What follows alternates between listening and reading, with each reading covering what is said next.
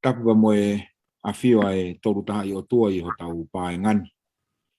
Tapu ki he whanau moe ngahi makapuna o ho wiki. Whatapu atu ki he ha tau i whanua.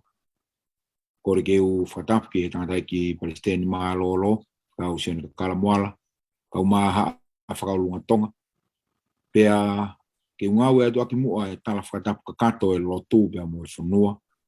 Ko uhi ko e polo kalama anga maheni, ako folo-fola whakasapate, pea mo siasi ang fitu te watu ki hare ngaua e kosi sukalasi. Ke uwhawhunga i atu e tata ki Palestine maa lolo, kau sian ka kalamuala, ka bea whawhikau ulo mani wilou. Ahono o atu e tali le lei mo tali loto maa whana. Ke ngahi lau maari e kotoa peo ku mea mai, ke he paenga o e ata pea mo e ongo, o ku iloa ko e ope, ke tau polo kalama ako resoni. Ko tawa o maini ki he kuata whaka osi, pea koe tau resoni urua ki en. O kia e whiawhia mawa, ke tari ki mutolu wanga maheni he tau whanongoa, e ke te ki mutolu koe fufua taimieni ke mu whanongoa ai polo kalama ako resoni koe ni, koe lere akeni e tau hono ua i polo kalamani.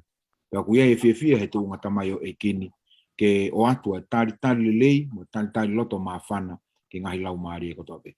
Puke whenga maari e koe ni, ke u tari le lei, e tangata i Palestine maa lo, whakau sian kalamuala, e tamai o iki whakau lo mani wilou. He whakawhainga maari i hono o taimi, ke mo kau mai ke tā ke kina o le soni, o e kuata koe ni tau te whito ke uraki le soni, e tau tatakia i he ahoni. Ki mua ke tau hoko atu, komore be he sen kakala, taki mua mua ki tau tolu, ma ke ha tau loto. Ke tau loto, e o tua mafi koe mau tamai whakahewani ai a Fiona.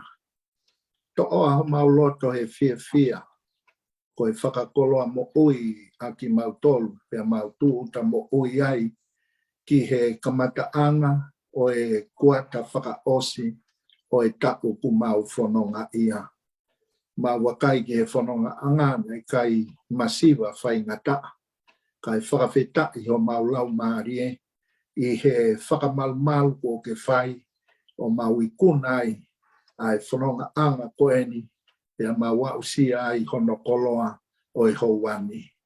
Koe tangata koe mea vai, kai whakawheta i ho mau lau maarie, o kuke ia i ke whaka o ho mau tae a u, pia whakakakato o mau tae kakato, ke koe misiona penia ko mo koi ki ai ho whinangalo, ke tuku mai ke mau whakakakato, ko hono talaki a ho o folofola.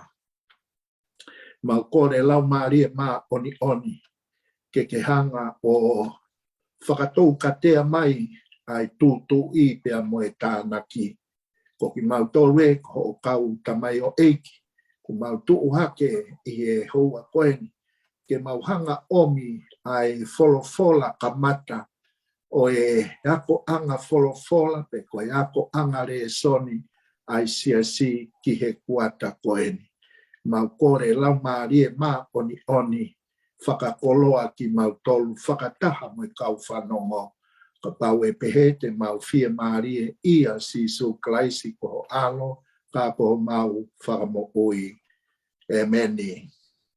Amen. Maro moa whakau hono tā ke kina tau tolu ake ai lotu whakamawhana, pea ke toko ni mai lau maarie o tua, i he whakamama, e mo e tatake e whai ke ako folofola, o e kamata anga, o e kuata koe ni. Tau wau sia whugene re soni fo ou, i he kuatani, ko hono tau mua, ko hono whakahoata, o e mo oni lolotonga, pe koe present truth o Deuteronomy, o Tetalonome. Whawhikau sio ni kakala whakamore pe. Ki whakamatala mai ange huu ai re soni fo ou e kuata koe ni, whelave i pia mo Tetalonome. Kore pe moa ke o whakamalmalu atu he tala whakatapu ko kamata aki ai polo kalamba koeni, kai ata ke whai atu ha whakalawe ki he whehu i mahu inga o mai ke tū kufua ki ai e tau. Ako i kai ngata pe he wike koeni, kai hoko ai kufoki ai toenga o e wike pe koe kuata koeni. Hange pe koho o whamatala, i whai whikau, koe mo oni ki he ahon pe ki he lolo tongani pe mi he tohi ko ia a te italo no me. Mahino ki a te ki tau toluia koe tohini i he tohi ko ia a ua ngahi tu iwa he wa tolu vesi ua na e ui pe koe tohi fuakawa koe tohi kovina nite. Ka koe taimi koe na e liliwai koe pea me he rea whakahepelu, ke rea whakakariki, mo rea whakalatina, na e uia koe tohi a te italo no me. Pea uhinga te italo no me, koe lao hono ua. Pea o kui kai ko halao fo o eni. Ka koe mahino koe ki a te ki tau tolu, i he taimi koe na e aku atua e whanau a Isileri ki he kau a whanua, ki he ke nani o e tala o wha. Na e ia e ngahi rea ai na e whai e mō sese. Pea koe ngahi rea ko toa koe ni na e te whito ia i he tohi ko ia a te italo no me. Pea mahino ki a te ki tau tolu ka pau te tau whakamā opo opo, ai ngahi rea na e whai ko ia e mō sese. O koe ai whakakaukau e ua. Ulaki, koe hanga e mō sese o pore i a Isileri, oua te mō mo ui ngalo. Ka mō manatu ki he mea ku o whai e Sihova maa ki tau tolu. Talu hono tataki mai ki tau tolu me he nofo hopo a te o whai mai ko eni ko teu ke tau hu ki he ke nani o e tala o wha. Pea ko hono ua, oua na angalo, ko e fuakawa o tau whai mo Sihova, e whai aki e tau tauhi fuakawa ko ia, aki ai e rito ho tau loto i he ofa. Pea mahino koe tohi koe nia na e ilo ia he kuonga ko ia so sa ia, i he temi pare. Pea koe taimi koe na e lawai koe ai tohini. Tala mai na e hanga e so sa ia tu i koe ni o hai hufanga e whakatapu hono kofu. Ko ene ilo ia o ku ikai ke whenā pasi ene mo ui, pea mo e lau ai tohi ko ia a te italo no me. Sai, koe tohi koe ni na e lau ia. I he kau a whanua ki he ke nani o e tala ofa. Aia o ku mahino mai koe ahoni. O ku tau i he kau a whanua ko ia ki he ke nani o e tala ofa o i kai i mamani kapolangi ia. Pea ku iai rewa ngahi tefto i mo oni ia he tohi ko ia a te italo no me. E lama ke tahanga whaka au ngai koe tefto i mo oni tatau pe ia ki he aho koe ni he kutau whanga aku atu ki he Jerusalema fo ou ko hanga ehe o tua o teu i maa ki tau tolu. Pea ko hinga e na ui ai koe lao hono ua. Mana tui koe mātu a ia na nau mate i he toafa. Koe tau tangata fo ou e nia kuna waku ki he kau a whanua o e ke nani o e tala o wha. Pea koe lau ke toi whakamanatu ai fuakawa ai otua i mo unga sainai. Ko hono ua a kieni koe te waki ke nau tuuta ki he ke nani o e tala o wha. Malo te ngata atuai ka tau toki hoko atu. Malo pito, ai Presidente Malo e ai whakakoloa ki tau tolu he huunga o e resoni o kuata ko ni pea mo te italo nome. Mahu inga au pito ke te au ke whakamama whai whakakaukau ko ke hanga whoko tu. Ko i mahino ki a so saia na i kai tatau e ni whakawhea ngai he taimi na e lau ai ai lau honoa. O tau i he mata whonua eni o e ke nani pe ko e whonua ko Jerusalema fo ou o ku whewhe ki tau tolu mo e whakatokanga mai a te italo nome ke tūnga ku tau iai. Sai, koe kamata koe re soni uluaki ka pau e whakatokanga e hifo he kau mea mai ki he tau wako wholofola. Ai takafi koe e tau tohi re soni koe kuata koe ni kou whakawofa iai. He koe re soni whakakatoa whoko no ka venga, the present truth, pe koe mo oni ki he lolotongani. Pe koha pōpō aki mo oni ki ho tau kuonga.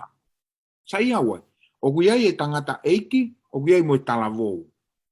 Aia koe mo oni eni o ku pasi ki he tau tangata, pe ko tau tau tangata eni. Lolo tonga. O ku lau ha tau ngahi tāpu aki. Koe ka weinga koe resoni ki he resoni uaki, koe talate o te talono me. Ko hono whakamatala eni, o e mea te tau watu ki ai, he kakano koe e tau wako wholofola. O ku whakate whitoia he tohi, a uraksione wahe whāpa mo e vesi hono walu. Ko ia o ku ikai ofa, o ku ikai iloi e ia ai otua, he koe otua koe ofa. Whawhetai ki he langi tau potu, he ko tau whakakolo a, neongo koe lawe ni hono wā, te tau talanoa ia ni hono tala teu, pe ko hono into taxi nien kia te ki tau tolu. O ku whakotu hono uho, i he mea koe nukui koe ofa. Pea koe whahinga maka tu ungai o ku hanga e he lao hono wā, o mai ki tau tolu ke whai kia e tau turi fua. Uraki aho koe o e resoni, pe koe aho Sunday. Ofa ke ofai. Love to be loved.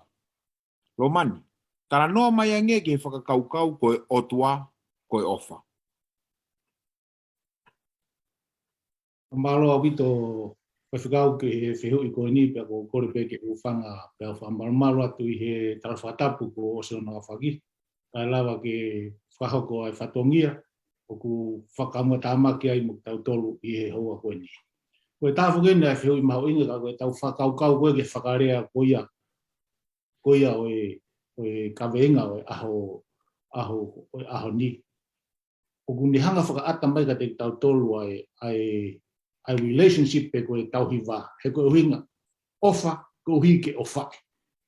Ai a ku ni hanga rewa e a hulu i mai a koe whakaukau koe o ku iai e tau hiwa o hoko heni. Pea kia te au koe o koe kaito iai hawhi hui e maho ingangi ki he mo ui ai tangata pea mo e lotu whakakaristia ne ka koe whihui koe ni ko hai ai otua. Pea koe ha ai otua. Pa kono uhingai, o ku te hanga rewa ia o whakaho atamaki tau tofu i whakakau e tolu koe ni. O ku nai hano maho inga o mo ui, o ku aonga nai be maho inga maari ai tau ataina koe ke ta whiri mo e ta whaitu tu uni ka te tau tolu. O ku nai ha amanaki i he kahau pea mo e kahau. Koe ata koe o tua koe ofa. O kunihanga whakamahina mai tau tolu ko hai ai o tua pea koe ha ai o tua. Whaha patonu mai pea hai whorofora. Koe o tua koe ofa.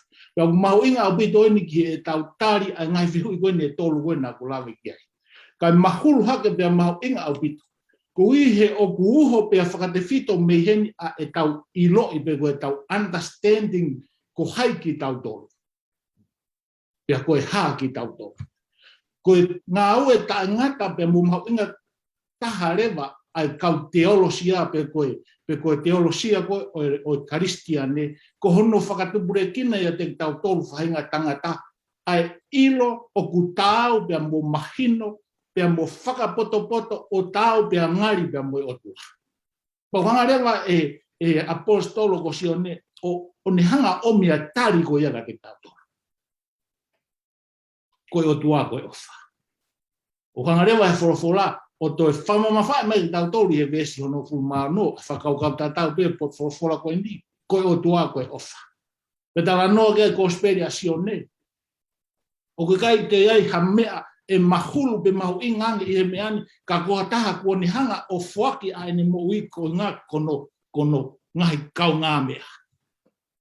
Pa kuni hanga ia whakaata mai tau tōru, ai maho inga whakaukau koe ni koe o tua koe ofa. Koe ofa koe uho ia o mo ni mea o e tau tui, mo e tau tari, o e mo ni mea koe ni o whelawe i pa mo e tui koe ni koe o tua koe ofa. Pea o ku mo uia. Pea taengata ki he taengata. Koe ofa koe natula pe urunganga ma alunga taha mo le rei taha ia o tua. Aki a whakaukau koe ni. E kai whaingo fua ia ke tautari koe o tua o ku mālohi. God is powerful. Ka pau kuhanga he o tua o ngā ue aki hono power. Pe kono mālohi. ke ngā ue tae ofa aki ka te tautolu ko ni whānau. Pea neango koe o tua ia kune mawhe ia mea ko toa pe ka oku mahulu o pea fungani ai o whaa ia i he ngahi na tula ko toa pukolunganga ko toa o tua. Pea uho me ia ia whakaukau ko talano ko kai aloma wahe nima pa mo vesi hono walu. Nai hanga o tua whakaha ene o whake te tautolu i me ani lolo tonga ko kawanga hala ki tautolu ne pe kia a kalaisi maa tautolu. Tala mai rewa he vesi hono ono o potfolofola ta tau pe lau apostolo. I he taimi totonu. I he taimi totonu. Na muto tau lau ai ke vesi ni maa wahe ono koe te talono meu tamai tautolu. Ke ofa ki a sihova ko tua aki holo toko toa mo lau maari e ko toa. Patonga i koe liliu whakatonga ni ka koe whakapalangi koe soul, koe spirit. Pea moho malo hi ko toa. Pa koe taimi koe o tawhanga whakatoanga ai potfolofola koe ni hono kakano mo e ua mo e maho inga o lo loto whakaukau koe ni. Koe folofola eni ai o tua. Ki ene whanau whirika koe whanau e siri. Ofa ke o tua, ofa mai ke te aki holo toko toa mo lau maare ko toa. So, uhinga ia, koto kotoa o sino atamai lau maare mea kotoa pe. Pea moho malo. Tami moku la veke malo i ni hanga rewa o taki whakafoki tau tolu ki he whakakaukau koe relationship ai ka veinga koe ahoni. Po hinga koe malo hi o ni hanga whakaatamai tau whakaukau koe ni koe mea ke ngā ue. Ke ngā ue. Koe ofa o kui kai koe ofa ia ka pau koe ke ngā ue. O hanga whoke si isu o ako ne kina ki tau tolu aki a ene toi whakaongo mai a kupui wholofora koe ni i he tolu i kosperi. Neongo ku talanoa ma wahe ai apostolo ego si o negi ai ni kosperi. Ka ia luke, mātiu pa mo maake, anga he toko tolu koe ni o tānaki mai e fui whakakaukau ia, o koe ki asia te talo nome. Koe ki asia te talo nome. Hana tolo toi tānaku whakaukau, moho ata mai ko toa. Tamini iu koe ke tau hanga whakatoa ngā e fui whakaukau koe ni. Ka ku whainga ta au pito ke tau whai hamea, o ku tau loto ki ai, ka pau ku i kai ki ai ho tau atamai. Ka o arewa pe ku o whai taha ai ongo me ani. Ai loto pe moe atamai, pe toki whakateunga mai rewa ene asi mai i ho tau maalohi, ngā ue i rewa ia. Ka pau ku iai e loto ka koe ke atamai, lau noa. Ka pau ku iai atamai ka koe ke ai loto, lau noa. Ka mai si isu ko whetuko ku ai ho loto, o koloa ku ai ho loto. Ka pau rewa ku tau whai ngā ue ai o tua ofa ka tau whai pe ka koe ke tau loto. Pau mau taimi. Tala noa ki ai a Rakorindo wahe un fulu mātolu. He kai tau lava ki tau tolu ia ofa ka pau o te ki ke tau mau ai ofa ia te ki tau tolu. Ko whakaukau mahu ingani ko whamke whaosia ke ai tari ke whihuko ni. O ku hinga rewa ia. Ko pau ke tau laki mau e tau tolu a Sihova. Ia te ki tau tolu he koia koe ofa. Kai malawa te whakaho atatu ia te ki tau tolu ai ofa. Kai ia. Bagai tau mau tau tolu eikos isu kalaisia te tau tolu. Koe kiaha ofa ia te tau tolu. Pai tari nege pehe mai apostolo ko siane. Sione koia o kui kai ofa o kai kene ilo e ia ai otua. He koe otua koe ofa. Amen. Marila. Malo mua e whakakoloa e tāna. I he whakakaukau e konga e soni. O mora pe whakakau sini ka kala. Kai hoko atu mua e whakakaukau. O kuanga whewhea e te whakamari e whakakaukau. Koe o wha e toki ka kato pe totonu pe mo oni. I he taimi o ku whakakau atu kia i e tau ataina. Pea mo e whie maari e ke whai hamore.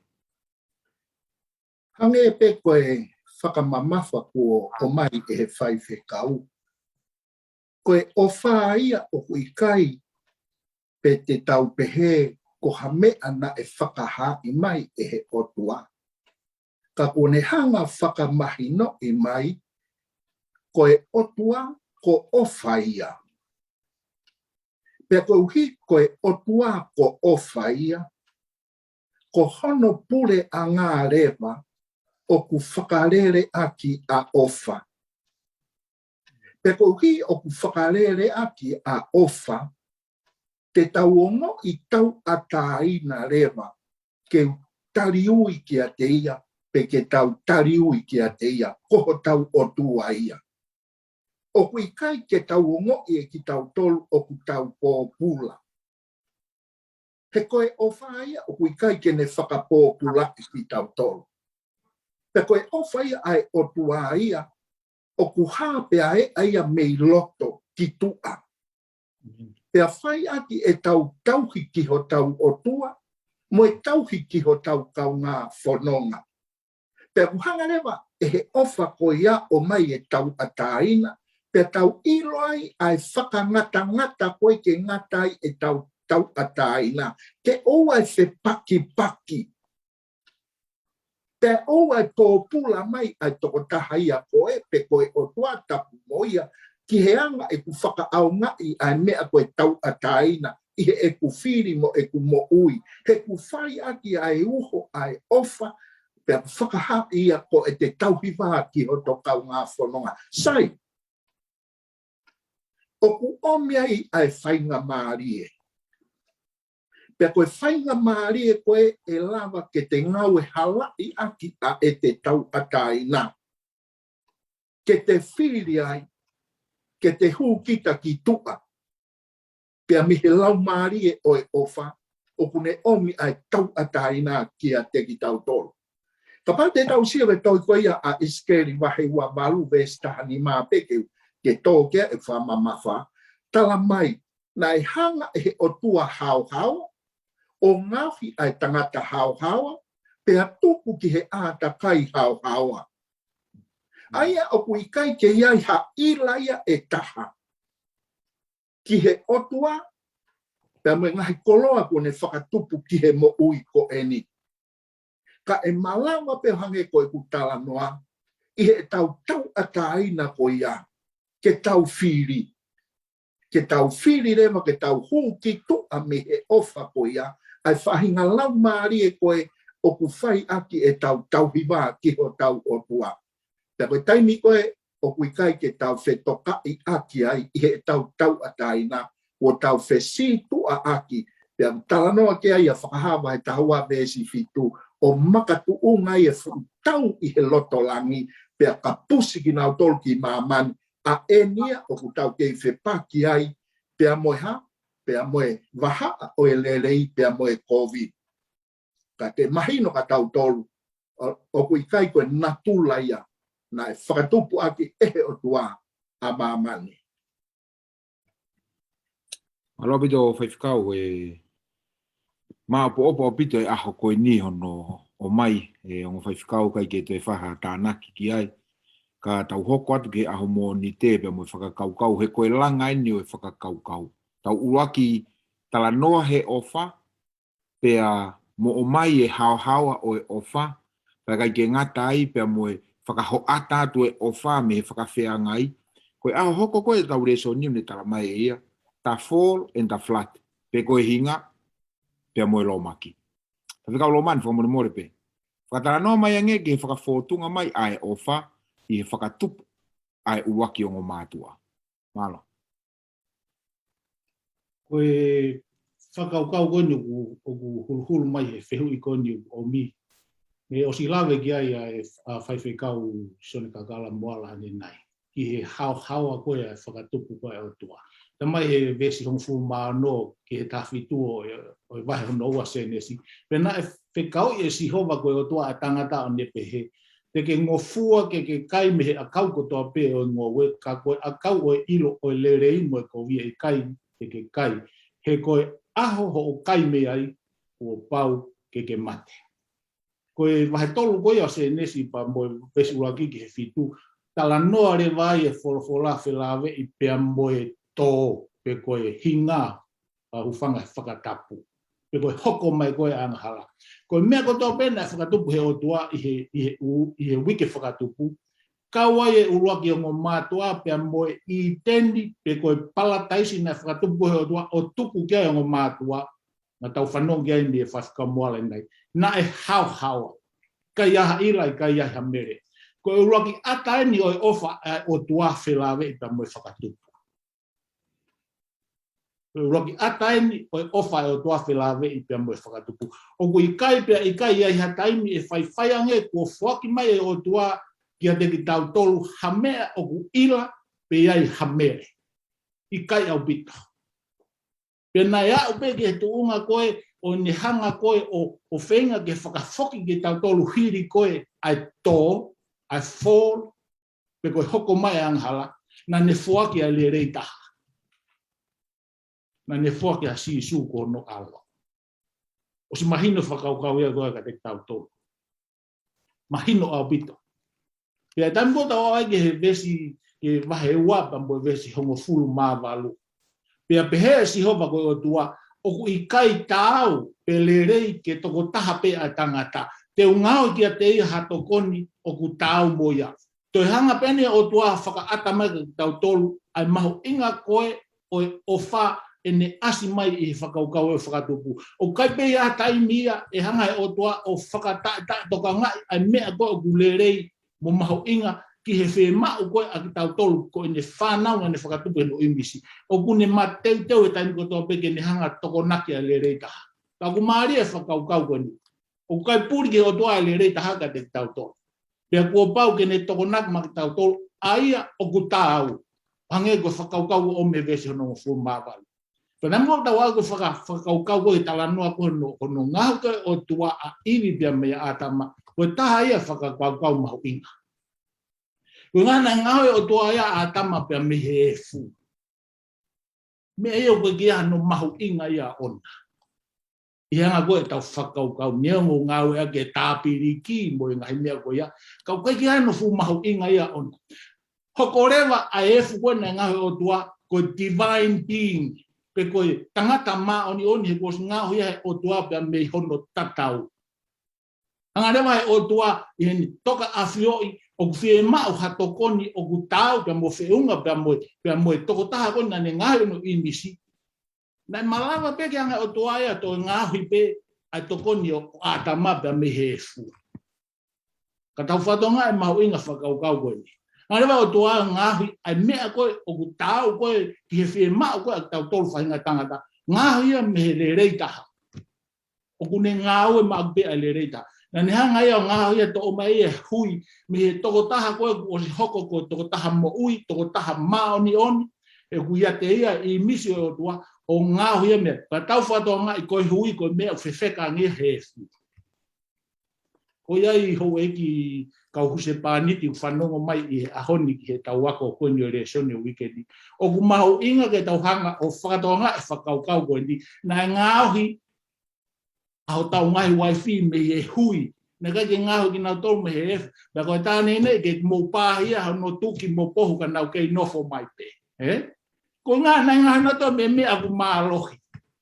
Paka uhi ngā ia nai ngaho o tua mei he le rei taha. Koe toko na koe o tua pa koe whakaho ata mai koe ofa o tua he whakatupu. O kuhinga pe hendia. I he taimi ko toa pe o toko na ki mau pehe o tua a le rei taha. Kai koe na ngā whakatupu, te ake ne ngā hoi koe uraki o ngō mātua. Nā ne uraki teu eia, ai whie mau koe ai uraki o ngō mātua. Ai mea toko ni, ai ngahi environment, pe koe ngahi ātakai koe kena whie ai. Osi koe no angoe o a toko naki koe ngahi mea koe ne ilo, koe le rei taha ia. Pani hanga rewa tuku ki naua, ngaho ki naua, pe a tuku ki ai. Ka koe whakaukau ia koe whie omga ki tau tolu. Mea pango pe, hu mai anga halapa ni hanga ka asi ai, o whafungani mo hau ai o tua. Pea ni whakamere ia whakatupu hau ai o tua. Kai whakawheta e nei kai ngata e ne ofa. O kune kei kumi mai pe, ke whai o tau whakahauwhi, o whakafoki kia tau tolu kia te ia, ko ia koe ofa. Alo whawhikau, alo e tāke kina ko ngā ulake a homoani te. Whawhikau sene kakala. Ka tānoa mai ange ki he tuunga nei ia e whahinga e tangata. Pea moho nau loto, hiriangi, kono kapusi naua, me he ngowe ko i teni. Uraki pe ko whie whakamatalai ai fo i whakakaukau koe ni o hoko pe me he ku talanoa ke pure anga o e otua, whakarere a ke ofa ke tau ataina, ke tau i he ofa ki he otua mo tau kau ngā whanong. Sai, tau whakakaukau ange. Kapana ka hanga o toa mai foi tau atai na koe ke tau whiri. Tani hanga peo pure i ki tau tolo hanga a fu roboti. Kou tui rewa hei kai ke aha mea kui koe tō onga mo ui. Pea i kai rewa ke aha o hingai ki he mo ui. Pea o mai rewa ai foi tau atai na koe a ki a te ki tau tolo. Pea o si mahino pe ai o whaia o whai a ki e tau tau i wā. Sai hanga rewa he whai whikau e lo mani o whakamatala i ai tō anga. Koe tō anga koe ni na e kamata ia, pea mi he tafoki ai tangata o ne whakawhehu ia. Ai whalala anga, ai wholofola ai otua mo ene ofa. Pea na e kamata ia mi he loto o e tangata. Pai ko hame ai na e teke ki loto, pe ko hame ai koe konga ene mo ui. Mo reke mama o he nai ngauhi hao hao aia, ka ko ene Filipe. Pe ko hiko ene whiri te fito i he kakano pe ko uho o hono loto.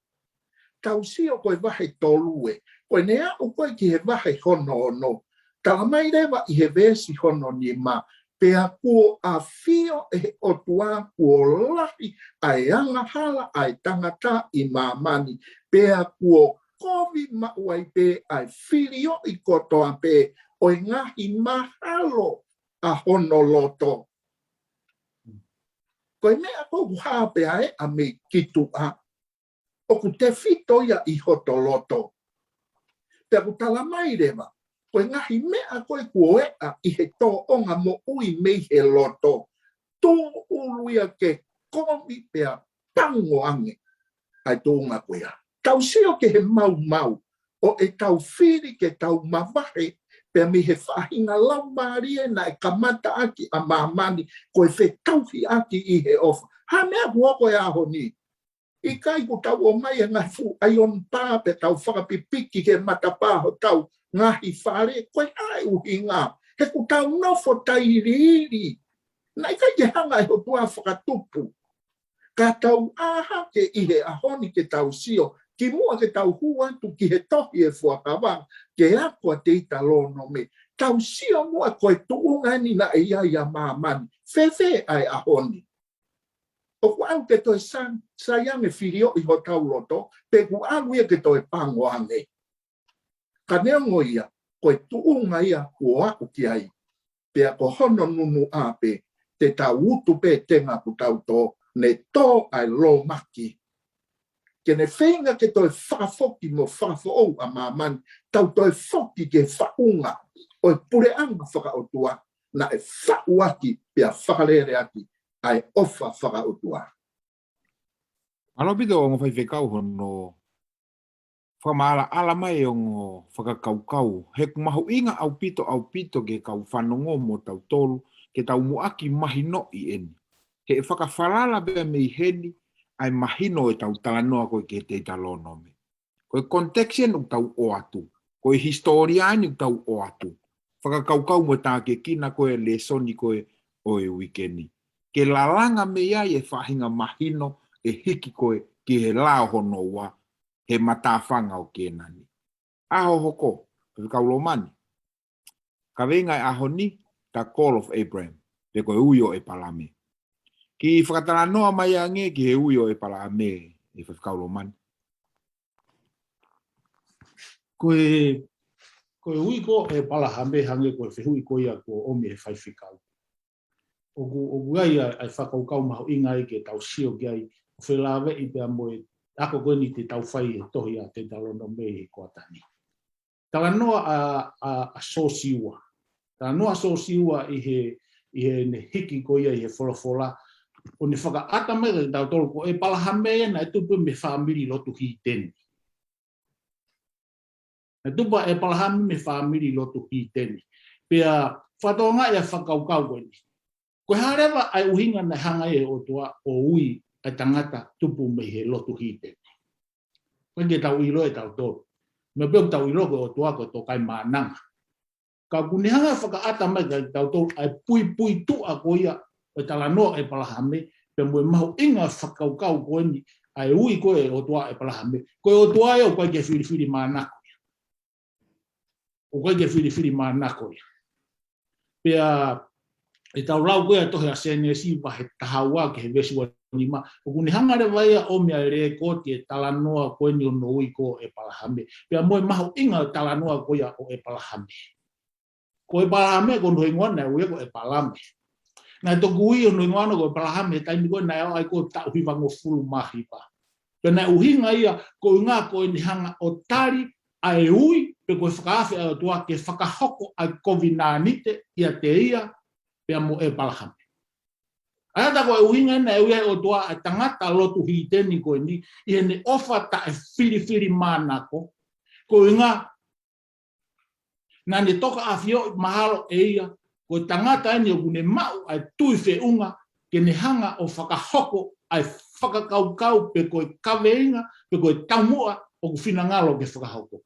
Pe tawa koe ke he vesi hongo ururaki pa mo e ki he vesi hono tō lua vahe o fulmawa CNSI pe tala noa re vai o tua. Pe te ungahui koe koe pure angalahi pe te utapo ki koe mo ngahui koe hohingoa ke lahi koe uhi ke hoko koe tāpuaki.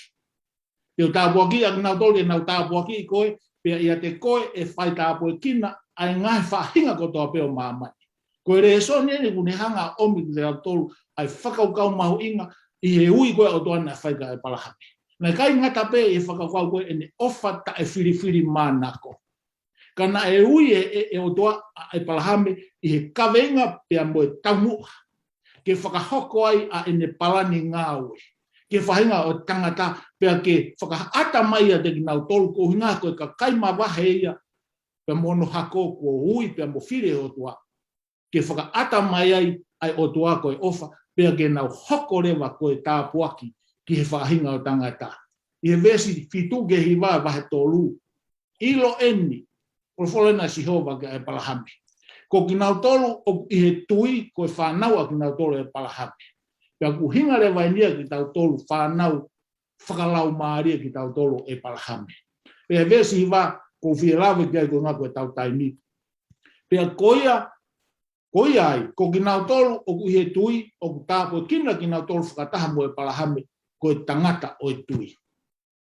Ko e ui ko e palahame, na e uia he o tua neongo ko tangata na e tupu me he lotu hi teni. Kana e uia ko hinga ko ni ofa ta e whiriwhiri mānako, whakataumua ke whakahoko ai whatongia pa mo e kaweinga na e o si whotutu he o tua ke hoko maupe a e ne whanau whiri ko e tāpuaki. Ki he kakai ko toa pe. Pena e toka a whio e o tua ko e palahame ko e tangata ia ne mau ai tui wheunga ke ne hanga o whakahoko ai COVID-19 ko ia o kune whakaamu ke whakahoko pe mohono kakai. Pea kia te au kono uhinga e na hanga i he o tua o uia e palahame. Malolahi whaiwhikau, whawhawhai, whakakaukau ko whakotu, ta te taulawa pe hoko ko e kakai ui he te mau ai tui. Ko e whanaua e palahame. Whakau singa kala. O guanga whewhea e whelawe i ai whanaua Isleri, pea mo tala ofa ki a e palahame, pea ko hea re son te taulawa ako pea mea. Mahalo pito e whaiwhikau. Ko tau sio mai eni ki he alunga ko ia o mamani i he nau whiri koe ke nau hū ki tua me he whonga whakaotua o anga e tau whetauhi aki. Tu uluia ke toe koviangi.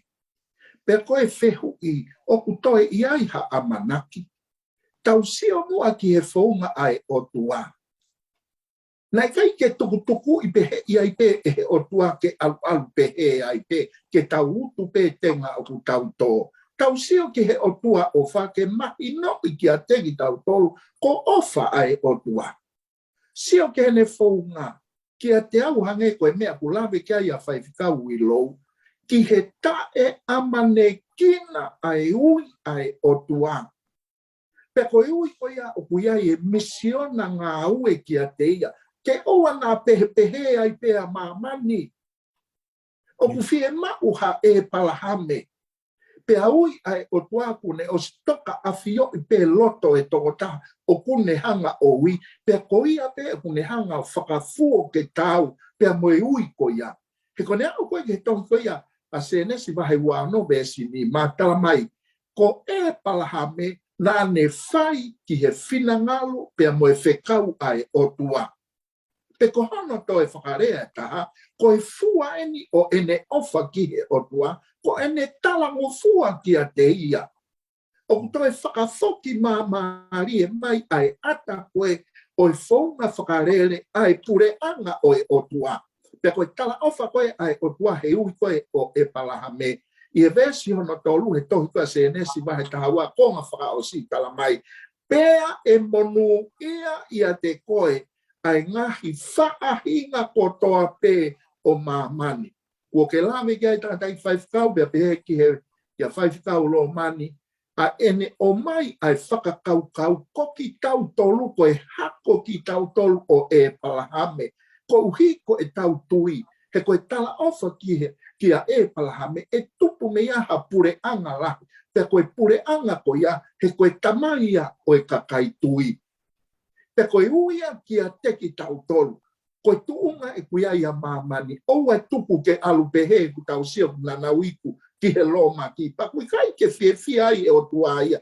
Ka pau fia o tua ke nau auha. Ta kui kai ke ofa ia. Ka kou hiko e ne ofa. Mo e hoko ate whanonga a mamani. O a o mai ki hota kuonga. Koe whanau ki taua ai e palahame. Ta tuu hake o fie mau ke whakawhoki mai tangata.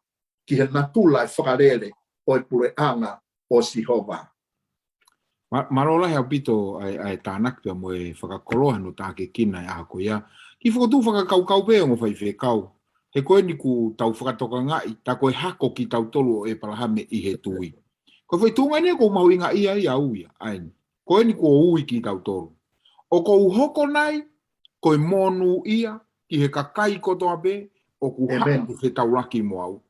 Amen. He koe hako ki tau tolo e palahame. Mana koe ngai whihui koe ata ki tātari pē mono wheitu. Taki tātari pē ka inga kou whanongo mono wheitu. O ku tau hoko nai, siasi aho whitu te watu ki haerenga ua e ko si sukalaisi. Koe monu ia, koe tāpuaki, kia teki nau tolo tau whetau laki.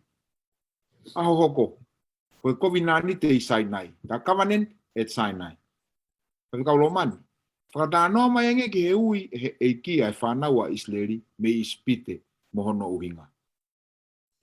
Koe taha whukene o inga he whehui mahu inga. E hange koe inga he whehui ani nai. O koe peki ha whehui a whelawe pa mua toa tai mahu inga. Pea koe taimu koe ku tau tala noa ke COVID-19 te ko tu koe ke pūria ki haalot pa mua karistiani.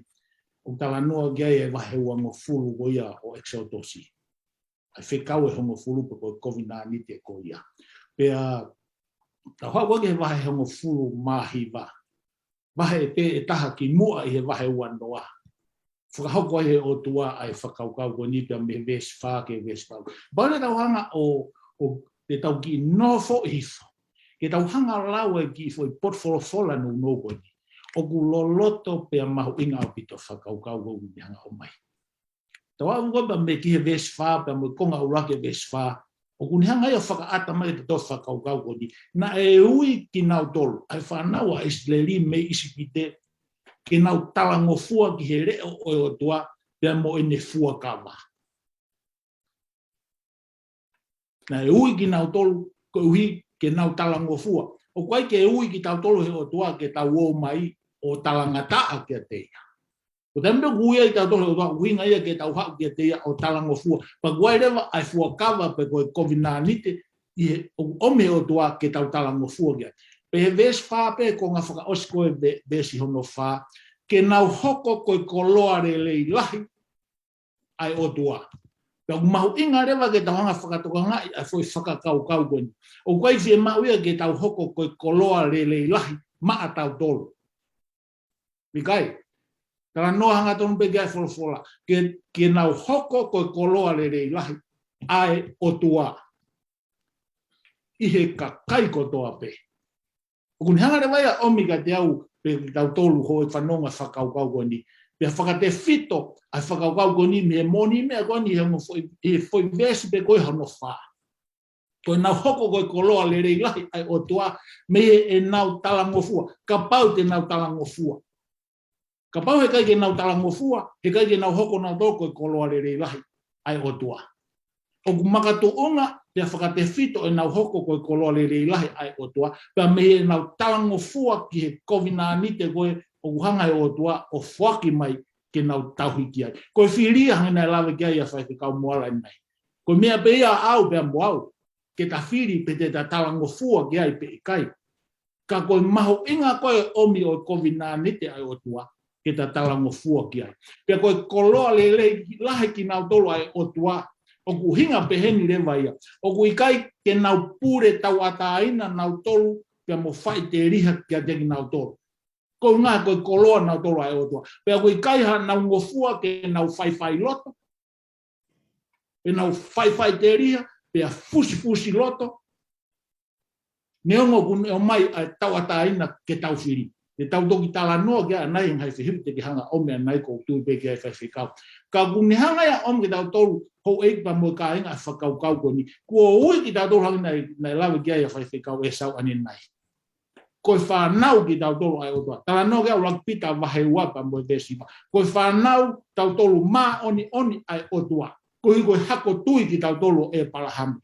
Pea o ai o tua ki tau tolu. Tukua e tau o mai o fusi loto mo whai loto i e ne ngā ue. Tau talango fua ki a te ia o tauhi ai fuakawa koia kuni hanga tuku mai ki a tauhi wā i a te tau tolu pea moia. Pea ko tui hanga ki ves wā koe ni o tohi koia exotosi vahe mo fulu mahe. O omea fu popoa ki mau inga.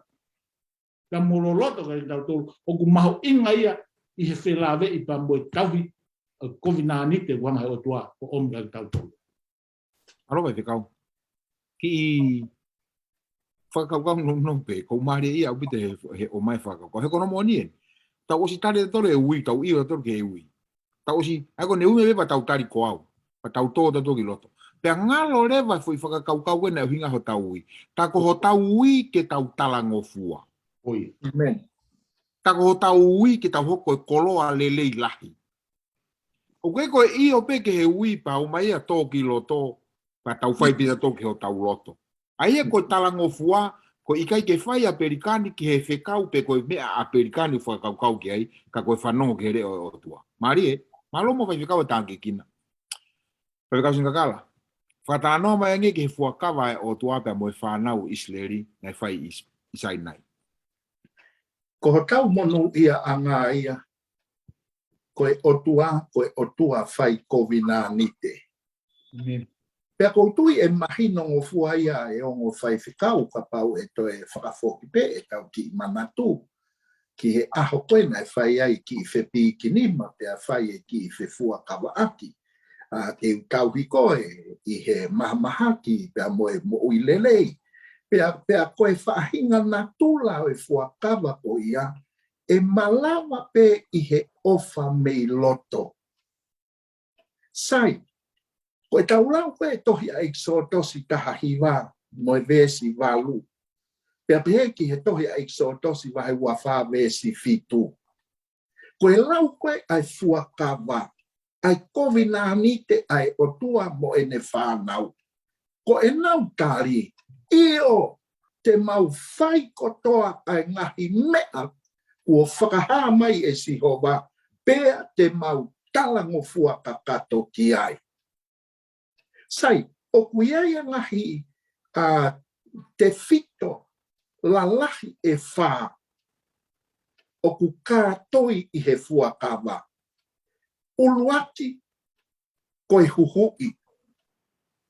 Sai, koe fua kawa koe nai whai e otua, pea moe whanau a Isleri tau lau e wahi wanoa me siwa. Mo sio ki he whakamo ui a Sihova na a mo feia, na mo wausia. I he lotonga o i pōpula na e whē hono huhui ki nau tolu pea mi he nofo hopo a te. Hanga e COVID-19 koe ni o whakamanatu ki a teki nau tolu mō toi sio ki e whunga. Ko hanga e otua huhu i ai ki mō tolu. Koe whehui ki he tōu tangata koe ni kai kaua iau. Ko wheha isipite. Koe natula whewhe ai isipite. Nai hanga e otua o huhu i au pea me iai. He koe o tua whai kovina ni te. Pea osiange e ne huhu i mai ko ia, o ne whakotu urewa ha whaahinga whiohi i hova pea moia. Ta mo ne lau e tohe sere mai a wahe wanoa vesi ua. Tala mai kia tegi tau tolu. E hoko ia ko tau o tua, te tau hoko ko e ne whanau. Sioange, ko tau tala noa mai en ke hanga e he hanga hala, ki he mau ai hanga hala, e ne hanga whakamāwa e ki tau tolu, me he o tua ofa ko e ni. To he hala mai pe i he ane whaunga huhui, ke ne whakawhoki mai ki tau tolu, ke tau whotu ha kovina ni te whiohi, pea moe whawhetu taki pea moia. Pea osi koe ne whotu e whawhetu taki moe whanau a Israeli, na iai e ne tala ofa koe ke nani e tala ofa. Whamiri, koe uho ia pa moe eri toi fuakawa, ke ona ta tō me he tala ofa koe. Ki Israeli, koe ke nani o tala ofa, ko Palestine. Ki Israeli whakalau maari, koe ke nani e tala ofa, koe Jerusalema fo ou. Pea koe tala ofa ia e o tua. Pea koe ukinga ia mai te fito e ne whai kovina ni te. Pea koe wha. I e ta ofa ko uhi koe whaungana ne huhu i aki ki taua. Pea mo whelātani e tau whiohi pea mo ia. Pea mo manu merie ia e tau mo ui i he tala ofa. Kia te au. Koe whungania e ku ofa. Pea te utupa ke u whai tala mo fua kia te ia. Koe uho ia. O i fuakawa o sainai. Pea mo e resoni ke pore i aki ki taua.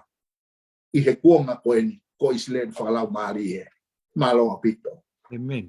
Malo mua whawhikau e tā ke kina ko taua o maenke he a whakaosi koe tau re soni. Pea ko whaamu peo ku mui e kau whanongo i he e tau tala noa koe uhi ke makatuunga pea me iai hono langa e mahino he taimi te tau wako ai koa te talonome. E whawhikau lo mani. Koe ka venga koe aho ni koe apostasy and punishment. Pe koe whakaholo mui, koe tukunoa i, pea mohono tautea. Ka pau koe whakaholo mui, pea mohono tautea. Whakatala noa mai ange ke mahu inga talango fua, ki he ngahi whekau ai o tua whakau lo mani. Malo apito whekau e sau e whihui koe ni. Koe okuhanga e he kaweinga koe ia o e aho ni ai apostasy pe koe whakaholo mui, pe koe whakasi tuai, ai kono whakaata mo, kono whakarea mahino, koe talangataa pe koe angahala. E koe ngā koe tau si tua koe me o tua kuire vei koe angahala. Ai koe angahala pe moe tautea. Ai kono whakatea kono whakarea mahino. Ngā rewa e whakaukau koe ia o omia tau tolu, ai oni mea koe ni, tā oku iai ai mea oku magatu unga me iai ai hoko mai ai hono hoko mai whakakau koe koe angahala. Pea magatu unga me iai foki ai tautea. Ko ha mea whai ai tautea. Ko tui koe tokorahi tau tolu tau whanau mahe o pe koe mātua ki tau tolu. O iai tau whanau. Pea ku tau oti whea ngai pe tau experience tau tolu ai mea koni tala noa koe ki ai aho koe ni. Koe tautea o ku magatu unga ia, i tau whanau, o ku magatu unga ia me nau tala ngataa. Pera pate tau hau ke whakaukau koe ni pa mo whihui om koe ni. Ai maho inga tala ngofua ke whikau ai otua. Pato si e toha mātiu wahe mosione se mispea moloma. Ange koe ngahi potfofola koe o me aho ni. O wheto mai pe ai ni ihi o ngahi potfofola koe ni ke tau sio ki ai. Koe ki mua ia. O ku whihanga om ke tora whakaukau koe ni. O whilawe pa mo maho inga whikau. Koe mahu inga o ngahi whikau e o tua, o ku nau mahu inga ko ui he nau hanga o he ku omi pa mihe o tua. O ku omi a whikau pa mihe o tua. Pea koe o tua ku mao ni oni ko tua o off. Pea ku mahu inga ko inga he koe hau mo o tua, ko ia ho tau eik whakatupu. Pea na e tohi a kia hono tau kupu nima. Tano aga exotosi pa he tau mo fu mātaha. Pea tahau e tohi koe a loma. Tā nōrewa apostolo Paulo e wahi fitu pa mo veso mo full mawa pa mo taha tala mai ko ngā whikau o tua o ku maoni oni, o ku anga tonu, o ku lerei, e whakalau maari e. Ko ngai ulunganga eni o tua o ku ihe whekau. Ta whatonga ai whakaukau ni umau inga. O kui kaike o mai e whi ulunganga kone o tua o whakateunga aki a whekau. Hange ha uniform pe ko teunga ako. Ufanga whakata mahinga. O uinga he ka bau o mai peke whakateunga o whaingofua peke tau hanga ta tolo huki. O whaingofua peke tau tolo bete pe to. E tai mungo tau fie to o ai. Ka uhinga mai hene a whakaukau koe ni tala noga apostoloi a Roma. Koe whekau ai o tua o ku maoni on, o ku hau, o ku lerei. O ku ni hanga peia to e whakaata mai a whakaukau koe ni koe o tua, koe ofa. Ai wharea whakapitania koe. God is good. Pako mai rewa koe e apostolo ko Paula e heni a Roma tamai. The commandment is holy. O ku hinga rewa ia, koe whekau, koe maoni oni. Koe whekau, koe angatonu. Koe whekau, koe lerei, koe whakalau maarie. O koe kai, koha mea to mai o whakateunga aki, koe ngā ke whaingofua pe hano to o ona. I kai, koe ngahi ulunganga nia o tua, o ku uho ia i loto he whekau. Pea o ku tau rewa, pea mahu inga ai whekau, ku ngahe ku maa oni oni. Pea kono mahu inga koe e tau he whekau, koe ngahe ku hanga e whekau ia o timan, o kai ke kātaku pe ho e whanongo e hoan, o kai ke umau haku fui whakatonga le rei ke fui rea koni koe timan. Mahalo pe te uwha pehe o kuni hanga tuutu uni. O kuni hanga ia tuutu uni mai ka te tau tolu ke tau talangofua. Pea koe whiri koe ke talangofua, koe mea pe ia au pea moau. Ka o mai e whekau ia, o kuhanga he whekau ia, o tuutu uni mai pe kuni hanga timan e tau obedience pe koe tau talangofua. Ka kono mau inga ia whekau. Koe o tua maani o ni pe taha whatonga ange, lau koe apostolo Paula. Koe ngahi whekau e o tua maani o ni, o kuanga tonu, o ku lerei, pia whakalau maarie. Koe o tua pe taha maani o ni, pako hiko ene whekau, koe ia pe taha kune mau ai to tonu, ke ne hanga whakatae maani o ni ai whekau. O koe kaike ai hato tonu ia, aha tangata, ta tau e bebe koe whaiwhekau wau o ko wau ka whainga tuunga o ko maalunga au pito o koe kaipe iai ha aku ki i to tonu aku e taha ke uhanga whakatae maani o ni a whekau o toa. Paka bau koe kia to tonu ke whakatae maani o ni a whekau o toa. Ko haere wau ke uhanga whakatae au ngai a whekau o toa. Ko haere wau ke uhanga whakatae au ngai a whekau o toa. Vesi o noa ngofuru maua pehe apostolo ko Paula.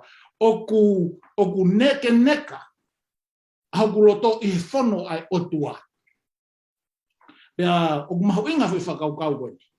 Koe whoirea koe, o kuririu me iai e au ai whoirea koe ni koe neka. Koe ke umau koe hae liriu, anga liriu whakatonga. O ku hau koe me whakariki o ku hinga ia. O ku fia, o ku veke, o ku whakaofa ia, o ku lelei ia, o ku honga ia, o ku langi ia. Iho whekau e si hoa. Koere ane apostolo ko Paula. Se kono mahu inga eni ke apostolo ko Paula ai whekau e o tua. O ku lerei ia. O ku honga ia ai. Whakafofa ia. Pa kuni o ngoe kune langi ia. E taimi kou talango fua i tia. Na mai apostolo ko Paula. Vai malupa mo e desvitu. Koe atamai anga hala ia. O ku whakatupu hou hau ia ke o tua. Koe ngā he kai ke loto ia ke talango fua ke whekau ai o tua. O ku mau inga ai whekau ai o tua. He kune tutu uni mai ke ta talango fua. Pea koe whiri, koe mea peia a au pea mua. Pea mua hau ki he sione mahe. Hong fulu mawapa mo e vesi ni mango fulu ko whia whaka oski ai. Koe rea ena si isu. Ta mai si isu. O kuo ilo ko ene ngahi whekau. Uhinga ena si isu ko ngahi whekau ai o tua koe tamai. Pea si isu. O ko ilo ko ene ngahi whekau ai o tua koe tamai, koe mo uita e ngata. E ho e ki whanongo pa mo ka inga e hoan. Tā koe ngahi whekau ai o tua koe mo uita e ngata. Tā kono mau inga ia o ku whie mau ai ke tau talango fuaga. Tāne nei ke tāri asi isu ke talabou kolo ia e ne hao. E koe haa mea te uwhai ke mau ai mo uita ngata talanga si isu tau he ngahi whekau. Na kai ke pehanga si isu ia e ave koe he whekau ke mo uita ngata i kai, na tange si isu talango fua ki he whekau. I ho talangofua ke he whekau, he kai ke awe koe he whekau ki he mo i tangata, ka ko ho talangofua koe ki ai. Te ke a uai ki he mo i tangata.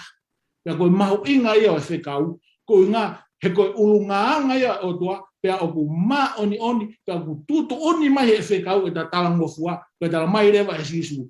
Koe whekau, ai o tua koe tamai. Ai koe na ne awe ki a Mosese ke awe ki ne whanau o Isileri. Koe whekau koe mo uita angata. Ka kono mahu inga ia ke te au o whekau ai o tua. Pea mo i tāma. Amen. Whakakolo au pito e tā ke kina ku whai e tawa o ke whakausinga e re soni. Whakakau singa kala o si lawe mai e whakakau WA ke talangofua. Talanoa mai koe ke talangata amo he noi kuanga. Malo. Malo apito whai whikau. Malo koe tama talakata ai ni ke o whakamahino ia te whakakau. Ku tau talanoa whoki he konga koe o e COVID-19 te. Koe o tua ia, ko ki tau tolu koe whanau. Pea kou tui koe konga koe ni ku whakaose aki e tau ako. Hanga o ilo. Ko o mapaki pe me he COVID-19 te ko ia pea ke tafoki me iai. O wana ngalo ka ia koe moau e iai kono nunua. Pea kou whakakaukau e o whaiwhekau ke ki talanoa koe na mahalo koe konga e aho moni tēnā e tala te waki kia Aisake Newtoni. Ai tō koe fo i āpere i hono uruhu whanga he whakatapu, pea whai ai koe e ne whekumi o ne ilo koe ki he lao o i kalavite. Sai, koe lao ia. Pea ka whai ange u tau mau i ai lao koe ia. O kuia i hono nunua. Te whakatātā a kienga. Tau pehe ko tau tala noa ni tonga pe ko ne osko e tau tala noa tau o kumi ha funiu te tau hilo ku whanga whatapu. Pe a whekau haki tamasi ke kaka. Pe a ose ange koe e ne tori hifo e fo iniu whakakau kau ia ke tukuange funiu ia kai hau pea he ne whonga. O ku whepaki ia pe a moe lao e kalavite. Pe a ia i hono nunua pe koe nunua ko whare mahaki pe ko whaitoka. Hoi ki whanongo. Koe te whito i mo ni ta tau te ia mo e mea koe ne utau tala noa ki ai. Koe whaunga ko toa pe koe ai hono tūtu uni. Pea koe tau holo mui koe me tūtu uni koe ia te taha whai loto. O koe ai pe hono nunua. Pakai ngahi ua o tau au sia nunua koe apa o sia pa tau toe whetu waki ki tau tolu. Kai lava ke tau tari i o koe whiri a aku. Sia ke mau koe ia. Sai, tala mai rewa he tohi anō mipa wahe taha wha koe me aina e hoko ki he kakai whai COVID-19 mo e o tua. Kakai ku nau whakaholo mui pia me he COVID-19 koe ia. Tala mai he wha, ngau whakawhepaki. Ko koe o whakawhepaki, nā tula whakawhepaki, nā koe aho ene whakamui kia te koe. Mea mai ke whakaukau koe ni. Koe taumua e nau taumua taha ki he ke nani e tala o wha. Taumua taha ki he ke nani e tala o wha. Koe nau whie mau ke iai. Ka koe ulunganga koe he toa wha. Nei kai ki koha ulunganga e taumua ka kai ke nā wau ke kolo e tala o wha. Ka koe hara kono i kuanga. Ko hono nunua, tānu ai peki nau tolo he toa wha. Whamiri koe tau whanonga koe ni koe ke nani o tala wha. Nā haware ku tau mua taha peki ai pa ose ange tau mate pehe toa wha. Hai aunga e tau lotu ka kai ki tau wak ke nani o tala wha. Koe whama o paupu koe ni. Oua nā ngaro. Ona ke tō i he ako anga e tohi a teita lono me. Nā ko ha uatai ni ke whai ano whakahakeaki ki tau tolu. Tau whoki ki he ofa ai o tua. Kai whakahakeaki ki tau tolu. Ke tau kau he lau pe tau lau i he tau. Tu uta ki he ke nani e tala o wha atu malo o pito. Malo o pito whawhikau, koe whamaapopo le leia e tau ako le son ki he wikeni, pea ikai ke urota ke uto e mau. Whakau lo mani, whamoro more. Whai e pea tau lotu, ke whakaosi ake e tau le soni malo. Tau lotu, si hova sa paoti o ku mau whawhetai pe mau lau koloa. Hui koe tā puaki o wholofola. Ia. O kune hanga o whakamama pe ne hulu mega te mau tolu i hako anga o ahoni Boni. o o tua ofa ai awhiona. Malo. Pea ku omi he tala noa o wholofola. Hai ofa tae whiri manako ai awhiona. Boni. Ai ho tae whiri manako ho ofa o kuke hanga ui ki mau tolu. Ko whanau maani oni. Malo iki. Whawhetai e koe hanga tuku mai a COVID-19. Ta koe COVID-19 koe ia, o kuhinga ia, koe le lei kia te mau tolu. Amen. Koe le lei taha ia, koe hanga omga te mau tolu. Pena whakaha, pena whakamahino, ai o tua koe ofa ai awhiona. I he roa tonga e mauanga hala, na ke hanga whekau i mai, ho alo tofu pe taha sisu. Ke whakafoki a mau tolu ke awhiona. Koni ho mau tala i he ako mau whahe aho koe. Whakatapure kina mo e te mau tolu ka ke whai tāpo kina whakafono mau loto. Aki a loto o ku hanga maarie ke mau talia e awhiona, ke mau talango fua mau koe ke awhiona. Ka hoko rewa, ai kovina nito ke omga te mau tolu, koe tāpuaka te mau tolu, ke tofuhi ai te mo ki nau tolu, o ku nau nofo ātakai mea te mau tolu. O koe koe tāpuaki, ki he mo uipa mo e lau maarie, he koki mau tolu, koe whanau pere i hao whakatupu. Ka tāpuaki nā o whaiwhikau mo nā whāmiri, o bege tamai o eiki kune whakahoko ai kono hiki e porokarama koe nika, munau tolu whanonga mai he ope. Hoko o wholofola koe tāpuaki, ki he whanonga whakalau maarie, o mau whai he mo uiko. Mau whakamalo eni, o mau lotu, i he wafa peho algo si sukalaisi, ko mau whakamo ui, amen. Amen. Amen. Whawhatai beke e ki he lawalelei e whakahoko e whatongia ako wholofola, le son whakasāpate o e wike koeni. Ato e pe whakaafu mawahi ki e wike kāu, taim te tau, e o atua e tau le soni hono ua.